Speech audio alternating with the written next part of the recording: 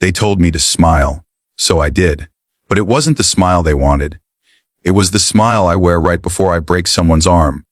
If you understand what it means to be pushed too far, you're in the right place. Subscribe and join us, because this story doesn't end with the mud.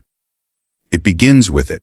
The rain in Maple Creek, Ohio had stopped, but the air still hung thick with the smell of wet earth and decaying leaves. For Anya Petrova, the crisp autumn air was supposed to be a new beginning. She'd left the crowded, anonymous bustle of Chicago for this picture postcard town, with its red brick school building and its proud banner declaring, "Home of the Mavericks." She was 26, a first-year English teacher, her entire life packed into a small U-Haul trailer hitched to her aging sedan.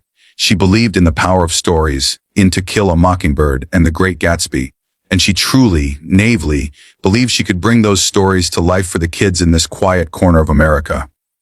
Her own story, the one she never told, was written in the faint, silvery scars on her knuckles and the disciplined way she carried herself. It was a story she thought she'd left behind in a different life, in a different country. Her first week at Maple Creek High was a study in quiet observation. She noted the social hierarchies, the way the school revolved around its sports teams. The kings of this concrete jungle were the varsity football players, and their undisputed leader was Mark Kowalski. Mark was everything a small town could lionize: a tall, blonde with a jawline that seemed chiseled from granite and a Letterman jacket that he wore like a suit of armor. He was the star quarterback, his future seemingly guaranteed by a powerful arm and a family name that carried weight in the town council. Anya saw the way other students parted for him in the halls, the way teachers gave him a knowing, indulgent smile when he sauntered into class 5 minutes late. She saw the arrogance, the sense of entitlement that clung to him like cologne, but she was a professional. She would kill him with kindness, with rigorous coursework, with the unshakable belief that every student could be reached. She learned quickly that her optimism was a fragile thing. It began with the subtle stuff. A drawing left on her desk, a crude depiction of her with a babushka headscarf and the words, "Go back to Russia," scrawled underneath.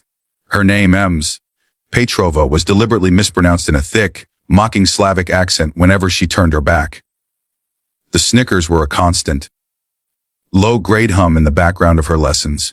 It was Mark and his circle, a group of athletes and their hangers, on who seemed to find her very existence an personal insult. She was different. Her accent, though faint, was there.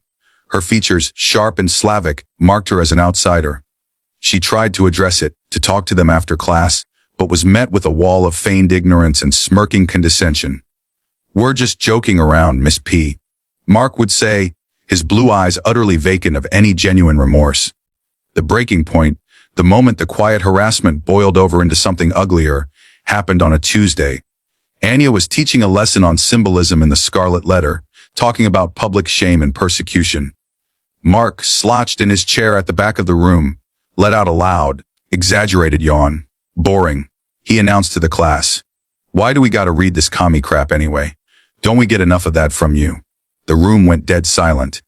Anya felt a hot flush creep up her neck. "Excuse me, Mark. You heard me," he said, not even bothering to look at her. "All this depressing old book stuff. My dad says we shouldn't even be letting people with your background teach American kids. Says you're trying to replace our culture with your socialist garbage." The air was sucked out of the room. This was no longer a teenage prank.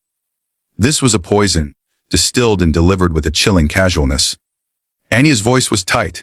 "My background, as you put it, has nothing to do with my ability to teach Nathaniel Hawthorne, and my family fled oppression, something I think you know very little about. Now, either contribute constructively to the discussion, or you can spend the period in the principal's office." Mark just laughed. A short, ugly sound. He stood up, his chair scraping loudly. "Whatever. This class is a joke." He walked out, his friends following him like a pack of loyal dogs. The door slammed, leaving Anya standing before a class of 30 silent, wide-eyed students. She felt the foundation of her authority, so carefully built, crack and crumble to dust. She reported the incident, of course. The principal, a wary man named Mr. Davies, sighed and steepled his fingers. "Mark Kowalski comes from an influential family, Anya. He's under a lot of pressure with the state playoffs. I'll have a word with him. But these boys, they're just spirited. You have to have a thick skin in this profession. A thick skin. The words echoed in her mind as she drove home that afternoon. She had a thick skin. She'd had one since she was 8 years old, and her father, a man with eyes as cold as a Siberian winter, had first taken her to the dojo. "The world is not kind to those who look like us, Anya," he'd said, his voice a low rumble. "It will try to break you. You must learn to be unbreakable." She had learned. For 10 years she had learned. Kyokushin Karate, the way of the ultimate truth. It was a brutal, full-contact discipline that forged the spirit in fire and pain. She had gotten her black belt at 16, a prodigy in a world of discipline and control. But when they emigrated to America, she'd left it all behind. She wanted to be Anya the scholar, Anya the teacher, not Anya the fighter. She thought she could bury that part of herself. She was wrong. The confrontation was lying in wait for her after the final bell the next day. She was walking across the soggy practice field behind the school, a shortcut to the teacher's parking lot, her mind already on the lesson plans for the next day. The sky was a flat iron gray, the air was cold. She didn't see them until it was too late. "Hey, Kami teacher!" She stopped. Mark and his crew were leaning against the chain-link fence, their faces split into predatory grins. There were 7 of them, a mix of jocks and their girlfriends, all holding smartphones, their cameras already activated. This was planned. "What do you want, Mark?" Anya asked, her voice wary. She clutched her leather satchel, filled with essays on Gatsby, like a shield. "We just thought you looked a little too clean." Mark sneered, stepping forward. "A little too uptight. This is a football town. We get dirty here. We thought you could use a lesson in getting your hands dirty." He gestured to a large, deep puddle of murky, brown water and churned up mud near the 50-yard line. "This isn't funny," Anya said, her heart beginning to hammer against her ribs. She started to walk away, to circle around them, but 2 of the larger boys moved to block her path. "Oh, I think it's hilarious," Mark said. He moved with the quick, confident grace of an athlete, closing the distance between them in a few strides. "My dad said you probably never even seen a shower. Said people from where you're from live in filth. So consider this us helping you out." Before she could react, he shoved her hard. Anya stumbled backward, her feet slipping on the wet grass. She landed with a sickening squelch in the center of the mud puddle. Icy, filthy water soaked through her light beige cardigan, her white top, her khaki shorts. The shock of the cold stole her breath. The laughter erupted around her, sharp and piercing, amplified by the fact that it was being recorded for posterity. "Get up, Petrova," someone yelled. "She looks right at home there," another voice chimed in. Tears of pure, hot shame pricked at her eyes. She tried to stand, but the mud was thick and suctioned at her legs. And then Mark was there, looming over her. "Nah, not yet," he growled. His face was a mask of triumphant cruelty.